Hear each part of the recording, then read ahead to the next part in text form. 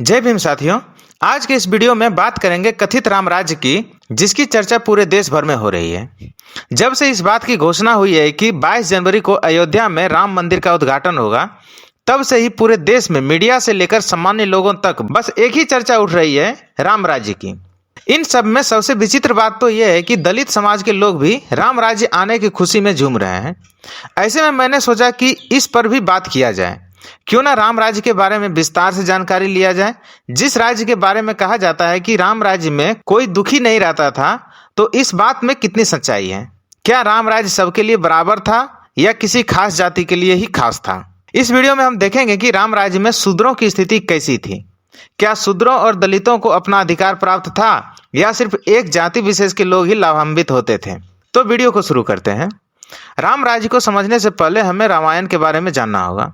रामायण का शाब्दिक अर्थ होता है राम की यात्रा। राम की जन्म से लेकर उनके अंतिम समय तक की घटनाओं का वर्णन रामायण में किया गया है। वैसे तो भारत में अनेक प्रकार के रामायण उपलब्ध है, लेकिन हम यहाँ केवल वाल्मीकि रामायण का ही बात करेंगे, जो महर्षि वाल्मीकि द्वारा लिखा गया है। वाल्मीकि रामायण राम कथा का सबसे प्रामाणिक और मूल रामायण माना जाता है। वाल्मीकि रामायण में 7 कांड का वर्णन किया गया है: बालकांड, अयोध्या कांड, अरण्य कांड, सुंदर कांड, किष्किंधा कांड, लंका कांड और उत्तरकांड।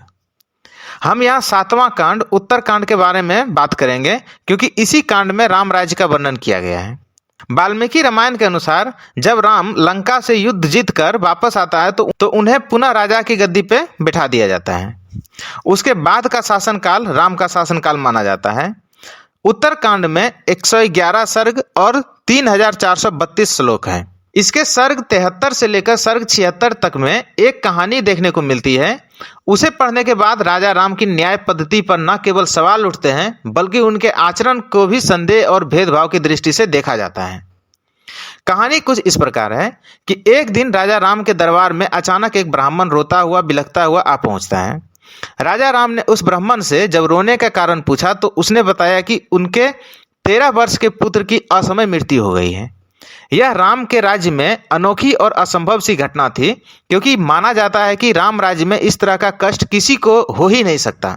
ब्राह्मण ने राजा राम पर आरोप लगाते हुए कहा कि हे राजन, आपके राज्य में धर्म की हानि हुई है और उसी के चलते मेरा निर्दोष पुत्र की असमय मृत्यु हो गई है। आपके राज्य में धर्म की उपेक्षा और अधर्म का प्रसार हो रहा है, जिसका फल प्रजा को भुगतना पड़ रहा है। चूंकि उस पाप का 6ठा भाग राजा के हिस्से में आता है, इसलिए हे राजन, राज्य में होने वाले पाप के लिए आप उत्तरदायी हैं और मेरे अबोध बालक की मृत्यु का जिम्मेवार भी आप ही हैं।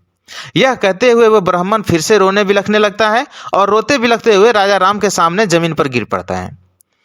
राजा राम से यह आरोप सहन नहीं होता। वह तुरंत देव ऋषि नारद समेत कुछ दूसरे सिद्ध ऋषियों को बुलाकर इस समस्या पर विचार करके इसका समाधान ढूंढने के लिए कहते हैं कि ब्राह्मण के पुत्र की असमय मृत्यु का कारण क्या है। देवऋषि नारद राजा राम को हर युग की वर्ण व्यवस्था और धर्म से उसका संबंध समझाते हुए बताते हैं कि हे राजन, सतयुग में केवल ब्राह्मण वर्ग ही तप का अधिकारी था।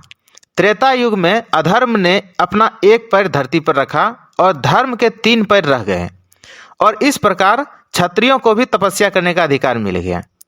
फिर वो आगे बताते हैं कि द्वापर युग में अधर्म का दूसरा पैर भी धरती पर आ जाएगा और धर्म के केवल 2 पैर ही रह जाएंगे। इस प्रकार द्वापर युग में ब्राह्मण क्षत्रिय के साथ साथ वैश्य भी तप के अधिकारी हो जाएंगे, और अंत में कलयुग में अधर्म अपना 4 पैर धरती पर रख देगा और तब शूद्रों को भी तपस्या करने का अधिकार मिल जाएगा। ऋषि नारद आगे कहते हैं कि हे राजन, राम राज्य में इस बालक की मृत्यु से पता चलता है कि राज्य में कोई ऐसा व्यक्ति तपस्या कर रहा है जो नियमानुसार तपस्या करने का अधिकारी नहीं है। चूंकि त्रेता युग में तपस्या करने का अधिकार केवल ब्राह्मण और क्षत्रिय को ही है, इसलिए इसके अलावा कोई दूसरे वर्ण का व्यक्ति तपस्या करता है तो वह अधर्म माना जाएगा और उसके प्रभाव से राजा को अपशय और पाप का भागी बनना पड़ेगा। इसलिए ऐसा अधर्म को रोकने के नैतिक जिम्मेवारी राजा का ही है। ऋषि नारद राजा राम को सुझाव देते हैं कि वो अपने राज्य का दौरा करें और तुरंत उस आदमी को खोजें। देव ऋषि नारद के आज्ञा अनुसार राजा राम उस अज्ञात दुष्कर्मी को दंड देने के इरादे से अस्त्र शस्त्र लेकर निकल पड़ते हैं। काफी देर तक खोजने के बाद आखिर में वह दक्षिण में शैवल पर्वत के पास पहुंचते हैं। वहां एक सरोवर के पास सिर नीचे लटकाए एक तापस मिल जाता है। राजा राम उसके नजदीक जाकर उनका परिचय और जाति पूछते हैं और इतने कठिन तपस्या का कारण भी पूछते हैं। तापस कहता है कि हे राजा राम, मेरा नाम शंभुक है, मैं शूद्र जाति का हूं, लेकिन तपोबल से सशरीर देवलोक जाना चाहता हूं। शंभुक को इतना कहते ही राम ने अपने म्यान से तलवार निकाली और शंभुक का सिर धड़ से अलग कर दिया। आगे लिखा है कि शंभुक वध होते ही देवलोक से फूलों की वर्षा हुई और देवताओं ने राम के इस धर्म सम्मत कार्य से प्रसन्न होकर उन्हें वरदान मांगने को कहा। राजा राम ने देवताओं से उस ब्राह्मण के पुत्र को दोबारा जीवित करने को कहा।